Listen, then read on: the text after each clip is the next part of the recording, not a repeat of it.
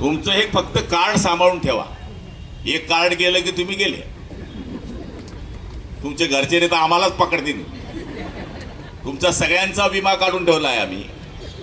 या कार्डवर तुम्ही फोटो, हे मोबाईलवर आपण काढतो, सेल्फी काढतो, काही करतो, काहीच काढायची गरज नाही. आपोआप तुम्हाला फोटो मिळतील.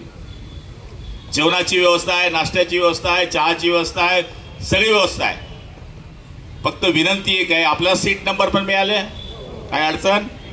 एका बोगीमध्ये दोन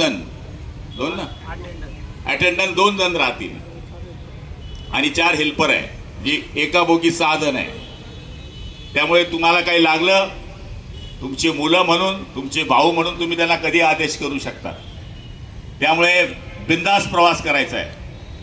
आता 4 दिवस आम्ही तुमच्या सेवेमध्ये आहोत.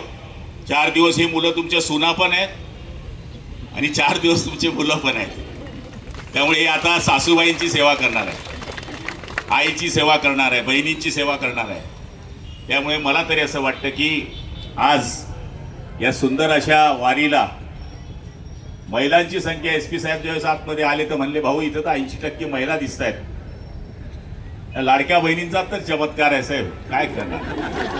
त्यामुळे निश्चितपणाने आमचे राज्याचे मुख्यमंत्री आदरणीय देवेंद्र भाऊ असतील, आदरणीय एकनाथ शिंदे साहेब असतील किंवा सुनीत्राताई पवार असतील, यांनी सरकारने सुरू केलेल्या ज्या महिलांकरता योजना आहेत, त्या योजनांचा आधार असल्यामुळे बहिणींनी आमच्यावर कायमचा आशीर्वाद ठेवलेला आहे. मी फार भाग्यशाली आहे की मला बहिणी आहेत. ज्याला बहीण आहे त्याला सगळं आहे. माहेरून पैसे घेऊन जाईल, पण माहेरून पैसे येत असताना ती मुलाकरता काळजी घेईल. पती जर श्रीमंत असला तर त्याच्याकडून पैसे आणील, माहेरे येईल, त्याच पैशातून साडी घेणं भावानं घेतली असं सांगेल. अशी ही आमची बहीण आहे. त्यामुळे आईनंतर प्रेम करणारी वस्तू जर या जगात कुठली असेल तर ती बहीण आहे.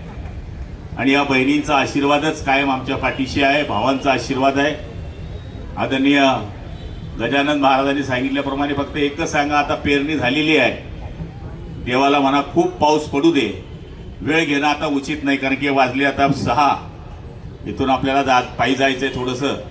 त्यामुळे मी जास्त वेळ घेत नाही. खूप चांगली वारी करा. सगळ्यांकरता या ठिकाणी आनंदाचे दिवस यावे अशी मागणी करा. एवढीच आपल्याला प्रार्थना करतो.